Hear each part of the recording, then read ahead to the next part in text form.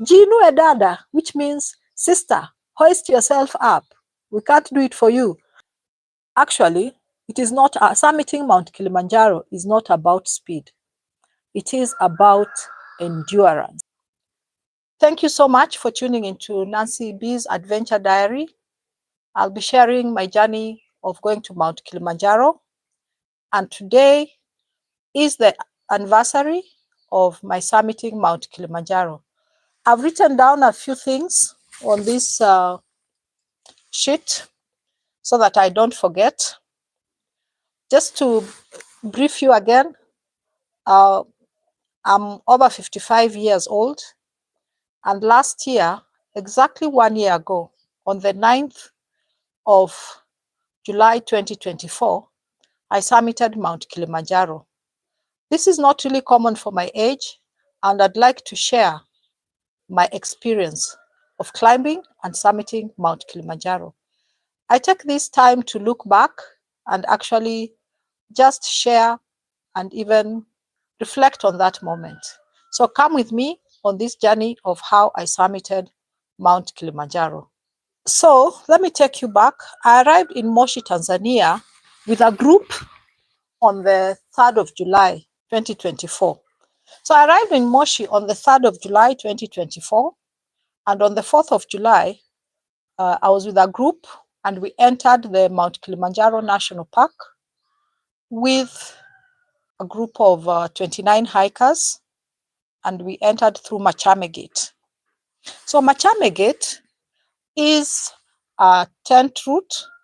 On Mount Kilimanjaro, there are different types of routes which you can use to climb the mountain. We have climbing routes and descending routes. The climbing routes are Machame, which is one of the most popular. We have Marangu, we have Lemosho, and we also have other climbing routes that are not so popular. So my group went on Machame Gate, went through Machame Gate. And the Marangu route is a banda route. A banda route is a route where you sleep in bandas, and bandas are actually dormitories. The tent routes are actually quite clear. They're just tents. You sleep in tents. So just to make sure I don't forget, I'd like to use this from time to time. So if you're here for the very first time, thank you for tuning in. If you're a returning subscriber or viewer, thank you for always coming back to watch my videos. And if you haven't subscribed, please subscribe to this channel. And I'd like to start maybe by telling you what happened on day one.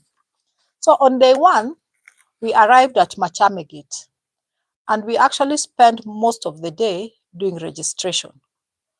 Our service provider did help us with the registration process, and we found that it was very easy if you had somebody to help you and if your documents were in order.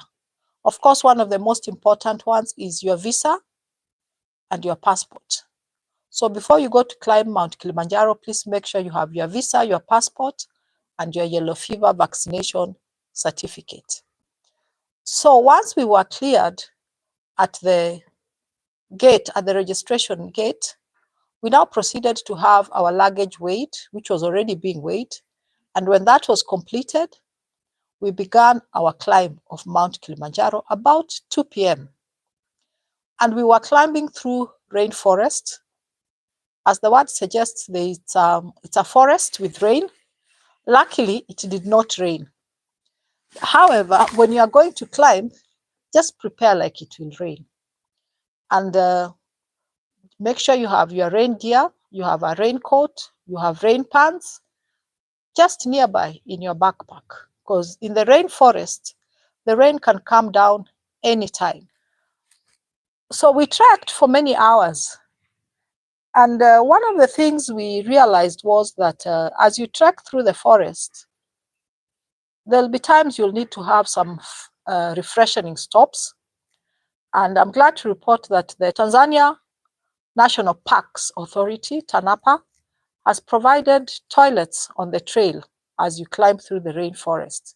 So we'd be able to take a break and refreshing. And from there, we walked on to Machame camp. My group was one of the last to arrive in Machame camp. And Machame camp is at about 1,000 meters elevation from the gate. And I personally reached Machame camp at 8 p.m. And one of the things I'd like to emphasize is that every time you go to a new camp or every time you enter a camp on Mount Kilimanjaro, you need to register. This is important because an emergency can occur, and actually emergencies do occur. And in my group, an emergency did occur on the 6th day. So it is very important when you enter the park, you register. So once we were duly registered, we were shown to our tents, we freshened up, and then proceeded for dinner. So this would be our very first dinner in the tent mess or in the dining hall tent. And this routine would continue for the next 6 or so days. So when you arrive in a camp, please take note of 3 important things. Camps are actually like temporary towns that spring up on Mount Kilimanjaro, maybe from around 2 p.m.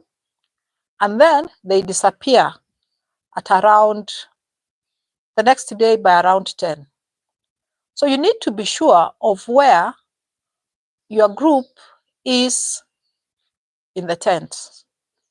Rather, you need to be very sure in the camp where the tents of your group are and your personal tent is. It even helps. I saw some service providers actually numbering the tents. And it is important that you follow this precaution because the tents look alike and it can actually be quite disappointing and difficult for you. So apart from where you have camped, you need to take note of where the ranger's office is, where you registered or where you register. Another important thing that you need to know when you're in the camp is the location of the toilets. Because remember, these are very temporary towns that spring up and actually disappear in the evening, in the morning, the next day. So what did we do when we arrived in our tents? When we got to our tents, we freshened. By freshening, I mean you need to wipe your sweat off, and I'll be going into the details of how you freshen later in the video. And after that, we proceeded for dinner. After eating the dinner, there is the daily briefing. In this daily briefing, you'll be told, for example, what is expected of you in the night and what time you'll depart camp the next day. You'll also be told of what to expect on the trail the next day. If it is cold or wet, you'll be advised on how to dress best. So it is important that you pay attention during this evening briefing. So after that briefing, we did retire to our tents about 9 p.m. and went to sleep. So that was the end of day 1, and that was happening at Machame camp. And Machame camp is the last camp where you will sleep on grass. You know, it sounds like suffering to say you'll sleep on grass until you go ahead and find that there's even no grass to sleep on in another camp. So please enjoy Machame camp if you are camping on Mount Kilimanjaro. The next morning at about 6, we were woken up by the sound of a guide saying, "Wash, wash." Wash, wash means it's time to wash or to freshen. And some will come and say, maji, maji. Maji is a Kiswahili word for water. So they will provide you with water. And usually it's water in a small bowl, just barely 1 liter or so. And it's hot or very warm. so you are able to wipe your face and the rest of your body accordingly. This is coming in detail in the next while. After finishing wash or freshening up in the morning, the next thing you need to do is to pack your bags before you go for breakfast. So we'd pack our bags, then proceed for breakfast. After breakfast, we did our stretching and we began the trek to the next camp. So we are actually now in day 2 of trekking. So how else, or how do you carry your bags? Remember, most of us on the trail, this was the first time we were carrying or we were hiking or climbing Mount Kilimanjaro. It is difficult enough to walk, leave alone to carry your luggage. So when you go to Mount Kilimanjaro, you will have packed your luggage in 3 bags. The first bag, you'll probably leave it in the hotel, the things you don't need in them on the mountain itself. So you'll have left that bag somewhere, either with a friend or in a hotel. And then you will have your porter's bag, which the porters will carry for you. And this bag should not weigh more than 15 kilograms, because in addition to your 15 kilograms, the porter needs to carry about 5 to 7 kilograms of his own luggage. So you'll have your porter's bag, which the porter will carry for you. And yourself on the trail, you are carrying only your day pack, which I would advise you let it be as light as possible. If you can, make it 2 or 3 kilograms. That's just about 5 pounds. If that day pack is too heavy, you'll not be able to trek. So as we began our journey on day 2, the porters were carrying our bags. And one of the things I found is that the porter is, I can say, the lowest service provider on Mount Kilimanjaro. What do I mean by the lowest? In rank. You'll find that on the mountain, the lead guide is like the team leader. Then we have guides. Then we have assistant guides. Then we have porters. And some of the porters are actually summit porters. Then you have ordinary porters. The day for a porter starts sometimes as early as 5 a.m. They are the ones who will warm your water and bring it to you at 6 for you to freshen up. And while you are eating breakfast, the porters will be bringing down your tent and the camp. And then they will carry everything to the next camp. So these porters are the ones carrying your food, your bags, your garbage, because you are not supposed to litter the mountain, your water, and any other supplies that you need, including the oxygen that you will need on the summit night. The camp duties for porters also include working in the kitchen. They can help in cooking. They can also help in serving. And you find that the porters who have extra duties earn a little bit more. But I just noticed that the ones who work the hardest on Mount Kilimanjaro, yet they are paid the least. I don't know if you've been to Mount Kilimanjaro. What did you notice about the porters? That was my observation. I don't know what your observation is. Maybe you can share with us in the comment section. So after they bring down the tent as you breakfast, you leave them probably bringing down the tent as you start. And then you will find that they will overtake you on the trail because they walk very fast. You'll find them at the next destination when they've already set up the camp and your tent. And I want to mention a special category of porters. We have the summit porters. These porters carry oxygen to the summit on the summit night. You know, no group can actually be allowed to attempt to summit Mount Kilimanjaro without oxygen.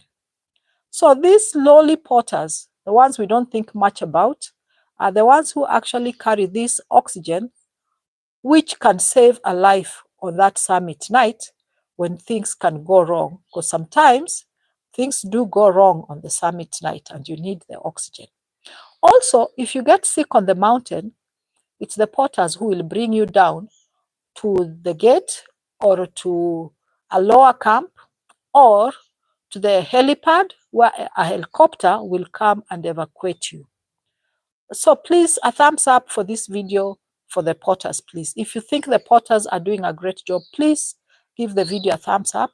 Also, if you haven't subscribed, please subscribe to the channel so that you may continue to get more videos like this from me. What is the career path of a porter? Most of them begin as porters and then progress to summit porter, and then they progress to assistant guide, eventually a guide, and some of the guides become lead guides, and some even become Kilimanjaro entrepreneurs and found their own tour guide companies that take people to Kilimanjaro. However, these porters have a lot of challenges. We find that some of the porters have a very low level of education. And this becomes a challenge because the Tanzanian government requires them to attend school, be trained, read, and pass exams. So many of them are unable to pass these exams. So they remain porters for a long time, for the rest of their lives. And it's unfortunate. They will carry luggage for years and years. I met porters on Kilimanjaro who have been porters for as many as 10 years. So that is the career path of a porter. So when you go to Mount Kilimanjaro, please be nice to the porters. You can see the challenges they go through. So next, I would want to talk about the guides, which I've already mentioned. One of the things about the guides you should know when you go to Mount Kilimanjaro, guides are not your friends. Guides have a job to do, and the job is to make you summit. And the job of a guide can be very challenging. They need to ensure you are safe, you are okay, but also remember you went there to summit. So they will do all they can to make sure that you summit. So sometimes they are very friendly in the beginning, but towards the end, they are very tough. And please just understand that these porters are doing their job and you've actually paid them to make you summit. And depending on how you relate with the guides, they are the ones who can determine whether you will summit or not summit.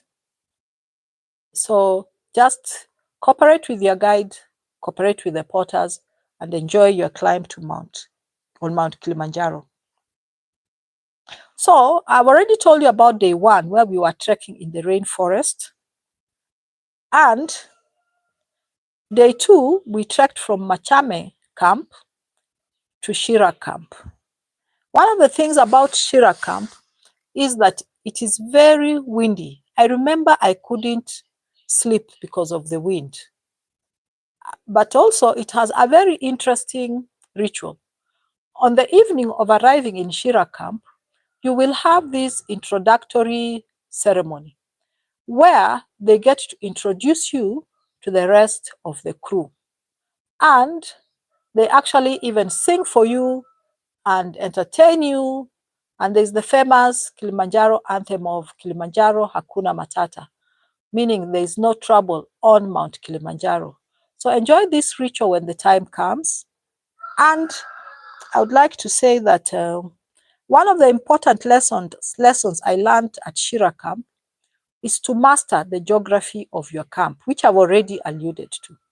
It was at Shira camp at 5:30 in the morning that I lost my way in the camp on my way to the toilet. After going round for about 10-15 minutes, I realized I might go around for hours. Luckily, I was able to reach a camp where a group of waiters were laying a table. So they were able to guide me back to my group and to where the toilet is. So my important lesson, or the most important lesson I learned at Shira camp, is to know where the toilet is and to master how to get your way there. Because remember, these camps are massive temporary towns. On day 3, we left Shira camp, and day 3 is very significant on climbing through Machame route, because it is through Machame route that you begin acclimatization on day 3. So you climb to Lava Tower, and Lava Tower is a daytime camp. You don't really get to sleep there, where your body gets to acclimatize to altitude. And to be really honest, from what I saw and now what I know, if you fail to acclimatize at Lava Tower, chances are that you will not summit. What do I mean by acclimatize?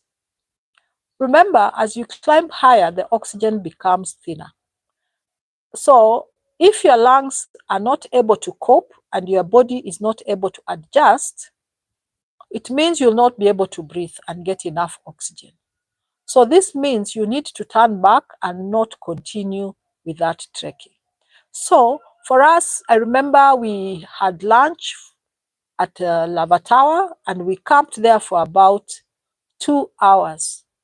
And it was actually here that you begin to realize the effect of altitude. Lunch was uneventful, but after about 2 hours, some members of my group began to feel unwell and they began to slow down in their trekking. I remember that after the second day, the group had naturally segregated into 3. We were 29, so we had a group that was in front, the fast hikers. We had the intermediate group where I was, and then we had the slow hikers. But at Lava Tower, some of the people in the first group of the quick or fast hikers began to feel ill, and they began to fall behind in the last group of the slow hikers. It was here that I began to understand that actually it is not summiting Mount Kilimanjaro is not about speed. It is about endurance. After our 2 hours at Lava Tower, we went down to Barranco camp, and we got to Barranco camp quite at dusk. It was starting to get dark, so I didn't get to see much of the camp, but it was a good camp, and we were very hopeful, anxious, and waiting to cross the famous Barranco Wall. Barranco Wall is a vertical wall on Mount Kilimanjaro, and it is one of those points that really tests whether you can climb or you cannot climb Mount Kilimanjaro. During the evening briefing, our guides emphasized the need for us to follow instructions the next day when we are crossing the Barranco Wall. And now I understand why. One moment of disobedience could actually cost you your life. So I would encourage you, if you're going to go to Kilimanjaro, follow the instructions, especially when crossing the Barranco Wall. At Barranco Wall, we changed something in the way we were climbing. Remember, by the time we left Shira camp on day 3, we had the fast hikers in the front, the intermediate hikers next, and then the slow hikers at the back. But at Barranco Wall, the guides changed this to have the slowest people lead the team. So we had the slowest hikers at the front, the intermediate remained intermediate, and then the fast hikers went to the back. And I would later understand why. And one of the first instructions we received at Barranco camp was, can you fold your hiking sticks? Because we were going to use our bodies to climb, not the sticks. So Barranco camp was okay. Barranco wall was an endless command of words like left, right, sit, slide, push, pull, hoist yourself up. Oh, and it was really scary, especially when you looked down the cliffs. I remember telling myself, Nancy, you are not going to look down, look straight ahead, concentrate, do not fear, you are going to be able to cross this wall. And after endless commands of left, right, sit, slide, hoist, we finally made it, but not without tears. There were actually some people in my group who cried tears. And this is the time I appreciated what training in the gym had done for me. It had prepared me well. The training in the gym had given me enough strength. I was not one of the people being told to hoist myself up and I can't move or I can't push myself. And you have to be lifted and pushed by the guides and the porters. No, I was not one of them. So the training in the gym was nothing too spectacular. General gym training, which takes into account strength, mobility, balance, is all you need for Barranco wall. But you see, if you've not done them, then you are at a disadvantage. So if you want to go to Tanzania to climb Mount Kilimanjaro, I encourage you to train in the gym. Otherwise, if you don't train, you might be one of the people who will be crying at Barranco wall, or one of the people being told by the guides, Jinue dada, which means sister, hoist yourself up. We can't do it for you. And it can be very devastating. I really hope you'll not be one of them that will be crying on Barranco wall, but you'll be able to climb. And soon we were able to cross the Barranco wall. And for myself as an individual, it was not as scary as I thought it might be. And I even remember saying, I wish my gym instructor would see me here scaling Barranco wall. Although I can say I had no special training in terms of rock climbing, but the little I had done was enough. So this takes me to an important point that you need to think about when you're thinking of going to Mount Kilimanjaro. That is training to climb Mount Kilimanjaro. If you don't train to climb or you don't prepare, you're actually preparing to fail to climb. Let this not take you by surprise. The journey to climb Mount Kilimanjaro, you should not look at it as a 5, 7, or 10-day event, depending on the route you take. The climb to Mount Kilimanjaro is a whole journey in itself. Actually, the pleasure is in the journey. And don't just wake up and go to Mount Kilimanjaro. You'll be deeply disappointed. So how long can it take to climb Mount Kilimanjaro? I will say it depends on where you are and your level of fitness. Myself, by the time I made the decision to climb Mount Kilimanjaro, I was relatively fit because I was already running like 3 days in a week. I was doing gym 2 days in a week. And one of the gym days overlapped with the running because I would run to the gym. So I was relatively fit. So I did make some changes to my training regimen because I made the decision to go to Mount Kilimanjaro in April. So I just had May and June to train for climbing Mount Kilimanjaro.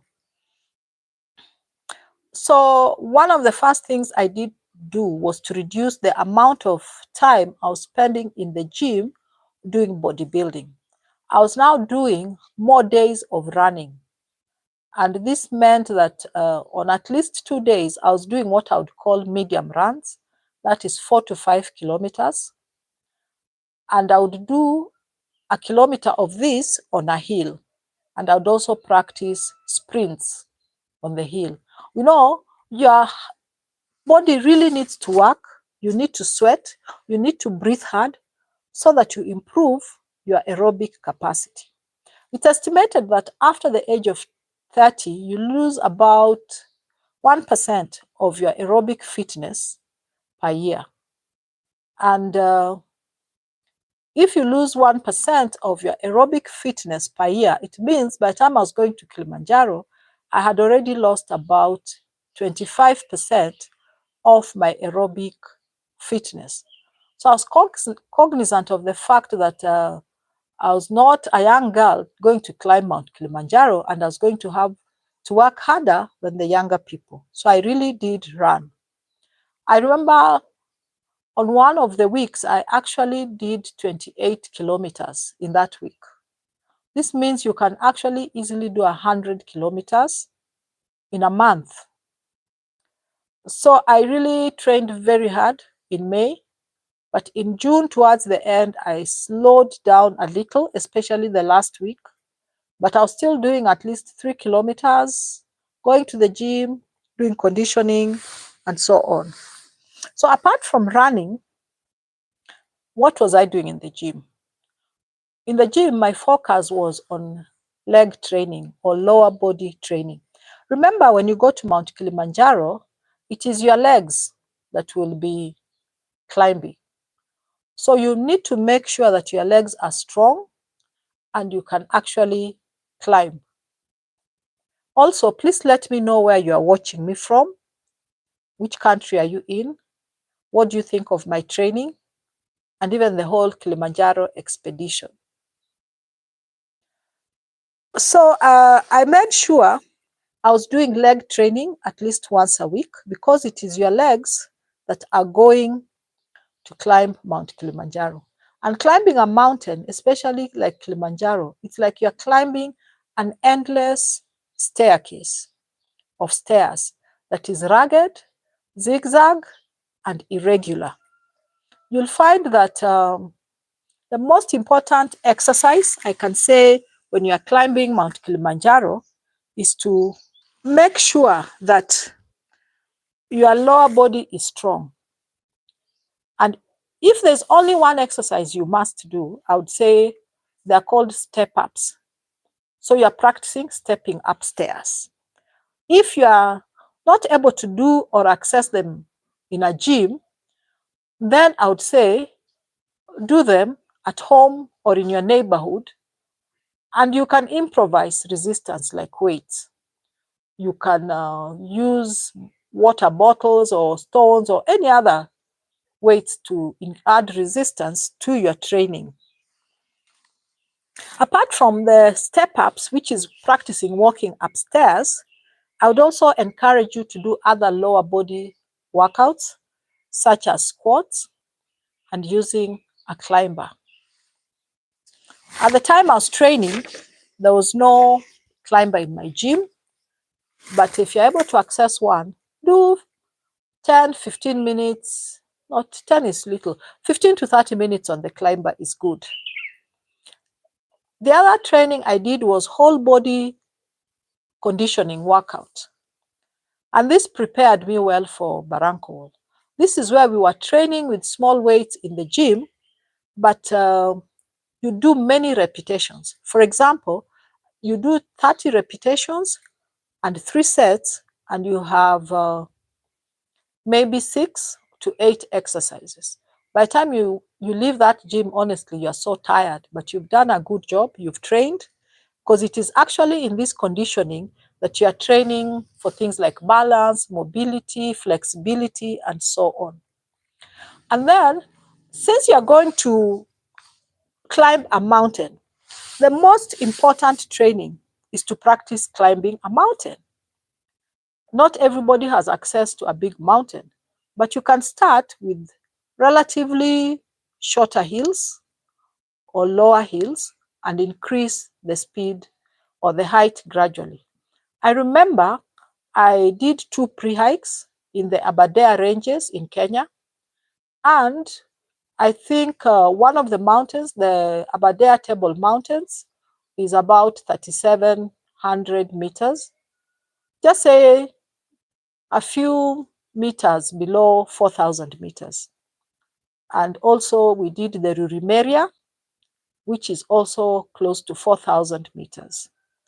So I would say practice hiking a 3,000 meter mountain, 4,000 meter mountain, and a 5,000 meter mountain before you go to Mount Kilimanjaro.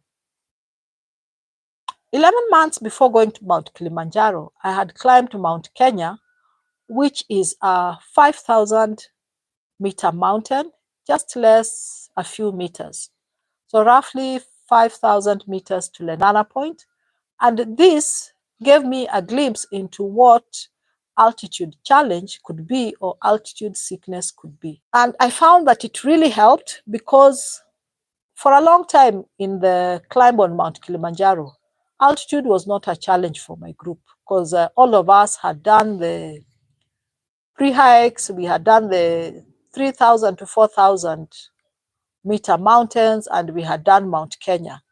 So I will encourage you, if you are planning to go to Mount Kilimanjaro, that is the other aspect of training that you should do.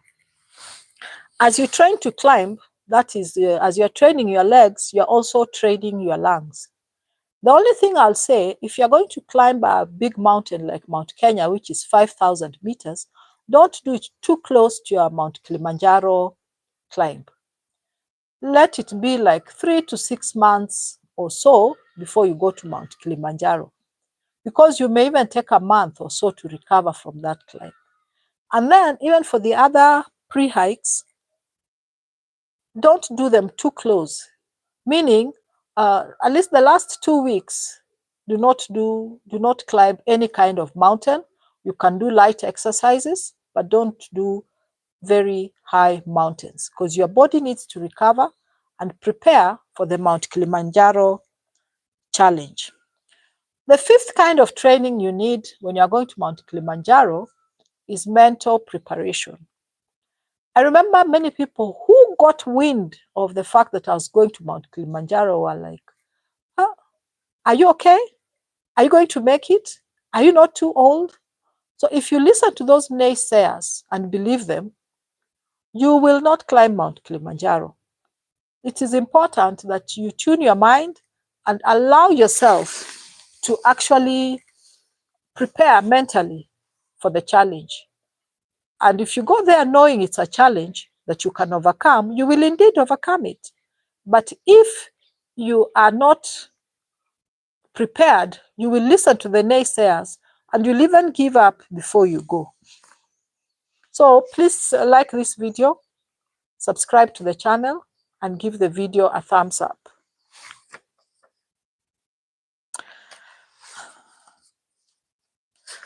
So on day 4, after we had finished from the Lava Tower, we had gone to Barranco Camp. We've crossed Barranco Wall. We are now at Karanga Camp. By the time you get to Karanga Camp, all you can see is just stone. There's no vegetation. And it is actually here you begin to feel you're now on a barren mountain. It is here you begin to really feel the reality of being so high in this desert that is dry, that is hostile. So from Karanga Camp, on the 6th day, we went to base camp, which is Barafu Camp. Barafu Camp is base camp for Mount Kilimanjaro. What do I mean base camp? This is the camp from which you will attempt to summit the mountain. So you'll find that the 3 routes of Marangu, Lemosho, and Machame, and the other routes all converge at Barafu Camp. So Barafu Camp is a huge, massive camp. And the camp is so vast that you will find that it is like a big town. And one of the things about Barafu Camp that you need to know is that Barafu As the name implies ice, it is cold. And then barafu is hostile. Barafu is a dry camp. I can tell you barafu camp is a place of hardship. And it is here actually your resilience is tested. And you find that barafu camp stretches for kilometers upon kilometers, and it is crowded, it is hostile, it is a place of difficulty. But what I can tell you, your stay there is temporary, so just persevere. So my group arrived at Barafu camp. The first people arrived at 1, but I personally arrived at Barafu camp at 2 p.m. And then thereafter, we were able to eat, sleep. We slept early, and then we were woken up around 11 o'clock to prepare to summit. So the summit push, the summit night is another story. Nobody had prepared me for this level of difficulty. No amount of training prepares you for what you will encounter on the summit night.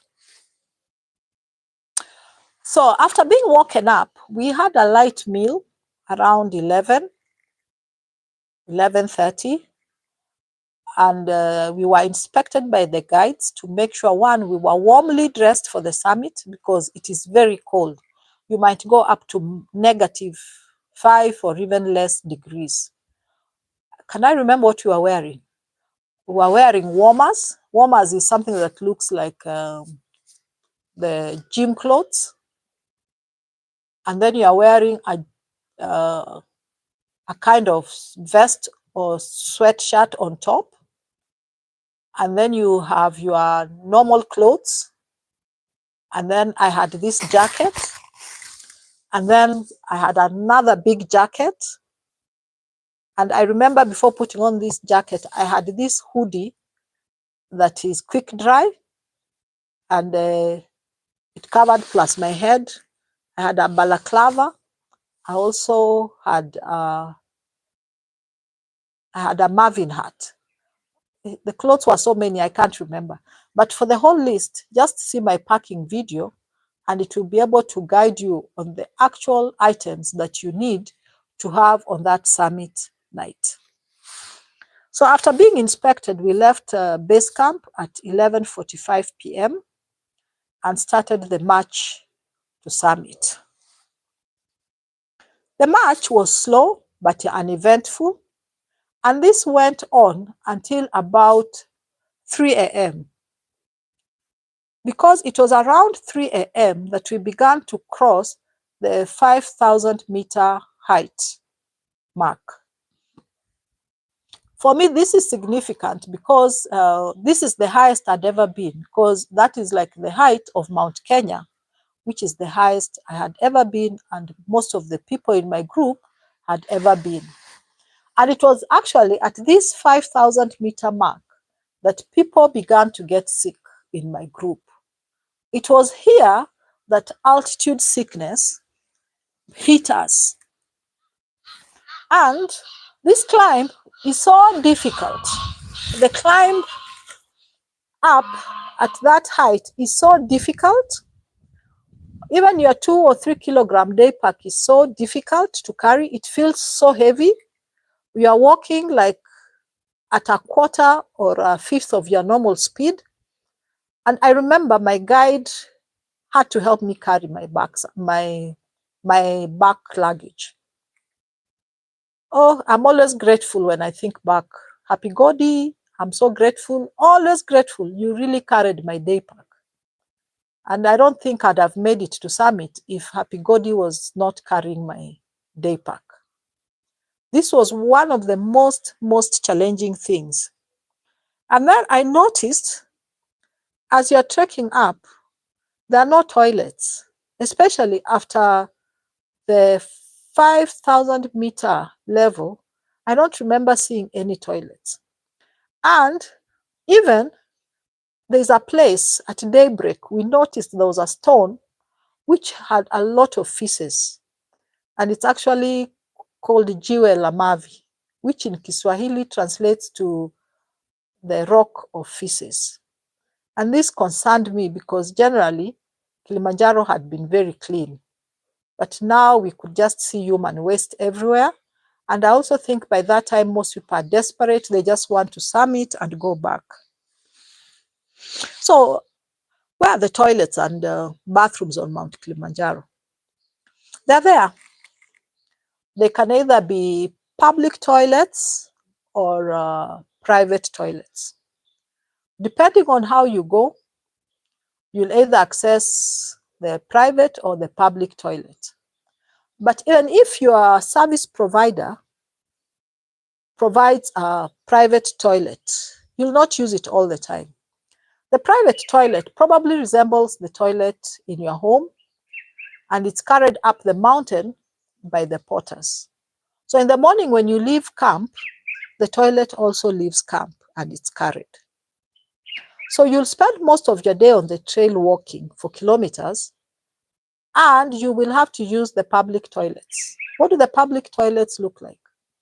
The public toilets on Mount Kilimanjaro are actually pit latrines, or what you call an outhouse, or basically a hole in the ground surrounded by 4 walls.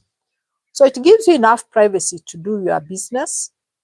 And I noticed in the rainforest, there were pit latrines at close intervals. But as we went higher, I did not see these pit latrines, except in the camps. I remember after Machame, the next day, we actually would need to rush into the bush and back. Of course, at first you are hesitant, and then you realize you'll be doing this for the next 5-7 days, so you better get used to it. But remember, as you go to the bush, just let somebody in your group or on the trail know you are in the bush, you are coming back, and look out for you. And I can always say, even as you climb Mount Kilimanjaro, find a friend or be with a guide, let somebody always know where you are. So basically, between the camps after Machame, it is just bush. And then by the time you get to Karanga, there's no vegetation. So there's no bush to hide behind. So from Karanga onwards, up to Barafu and beyond, you hide behind a stone or a rock. And then if you go beyond Stella Point, there is no vegetation, it's just snow. So at that point, if you must use the toilet, then the only thing you can do is to request your team members or your neighbors on the trail to just stand the other side, and you do your business. When you're done, you tell them you're done, they turn and you continue climbing. In my view, it will be nice if we can have some toilets on the higher elevation so that we keep Mount Kilimanjaro clean. And let me give credit to TANAPA. In the camps, they've provided enough toilets. So apart from the toilets, how do you handle the other bathroom matters? Remember I told you about wash. So when you have brought this water in a basin, a small basin, maybe about a liter or so of water, you need to have carried a small towel or flannel, which you dip and wipe. And what I can say is that you need to do this in stages. Start by cleaning parts of your head, then move on to clean your torso. So every time you clean a part, you oil with petroleum jelly, and then you dress. So after the torso, then it will be the lower body. If your service provider promised you a shower, you'll probably be able to use this shower on day 1 and 2. I noticed all the public toilets on the mountain have a shower provided, but it is too cold to shower. You will freeze. You can even get hypothermia. So irrespective of whether your service provider promised you a private shower or not, you'll probably end up doing the wash where you wipe. And one of the things you need to know when you get, when you get to Barafu camp, which is base camp, there is no water. So even that 1 liter for wiping is not there. So it is at this point, baby wipes or wet wipes come in handy. So you can only freshen with those wet wipes. And it's important you freshen immediately you arrive at a camp before the sweat dries on you to remain comfortable. So I've told you what you do step by step. I've actually told you about the lack of toilets higher up on the mountain. So those were minor inconveniences which you learn to cope with. The only thing that shocked me, and I thought I was prepared for, but I later realized I was not as prepared as I thought, was altitude sickness. To be honest, altitude sickness on Mount Kilimanjaro humbled me. Oh my. The first wave hit me around 5 a.m. and I wanted to vomit, but it doesn't want to come out. I was gassy, it is not ending. Apart from that, my breathing was okay. So my guide was not worried about me because the most critical thing is the breathing. I remember at Stella Point, another wave of nausea hit me so hard. And it was also at Stella Point that we met 3 hikers being brought down by their guides. And one of these 3 hikers was actually from our group. And for the first time, I panicked. I felt like I am responsible for it because we had gone to Kilimanjaro together. And I can tell you, altitude sickness humbles you. Because I remember seeing her, there were 2 men holding her on either side. They lifted her off her feet and they sprinted down the hill. I've never seen them run so fast. At Stella Point, when we reached the crater and the sign for Stella Point, it began to snow as I was taking my photographs. If you remember, or if you've watched my videos, I'm sure you've seen this. Stella Point is one of the 3 summits of Mount Kilimanjaro. That is Stella Point, Gilman, and Uhuru. When it began to snow, more people were coming down sick, being brought down by the guides. The atmospheric conditions worsened. My guide and I made the decision to return to camp at this point. After all, we had reached one of the 3 summits of Mount Kilimanjaro. And seeing how people were getting sick at that high altitude, we did not waste time. And by the way, it's not only the hikers, even the guides can get sick. So we sprinted downhill to about 5,500 meters before we began walking. And I remember we got to base camp around 3 p.m., maybe, yeah, about 3 p.m. And for me, it was indeed quite an experience. It is actually when we got to base camp that I realized I had actually climbed Mount Kilimanjaro. Me, in my 50s, I had climbed and summited Mount Kilimanjaro. The impossible that I thought it had happened, it had been fulfilled. We had some lunch at Barafu camp, that is base camp, rested for about an hour or so, and then we began a slow descent to a lower camp, that is Millennium Camp.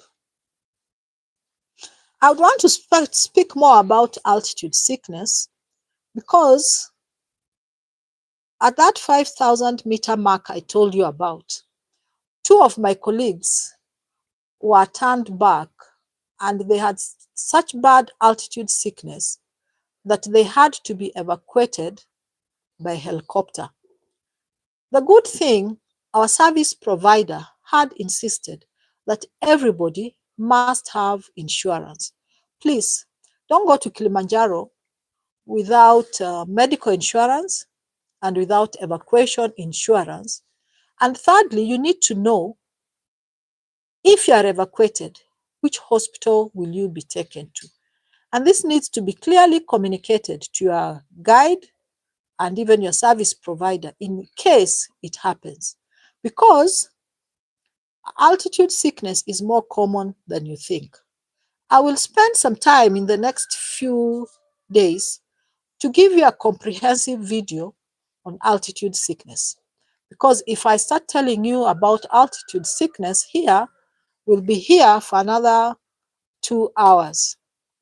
So that was my experience of altitude sickness. So from Millennium Camp, we slept. And I think by the time we got to Millennium, we didn't even care whether we were bathing, whether we were eating. We just wanted to get out of the camp. The next day, we left Millennium Camp to Mweka Camp. And it's when we reached Mweka Camp, which is even lower, that I realized for the first time I was stinking. I actually had not had a bath for 7 days. Oh my. But I think at the higher altitude, it's so cold that you don't realize that you're actually, or you don't smell. I don't know whether you don't realize you're smelling or you don't, or you actually don't smell. I don't know which is which. But I remember when you got to Mweka, I realized, oh gosh, I'm stinking. When am I going to get to the hotel?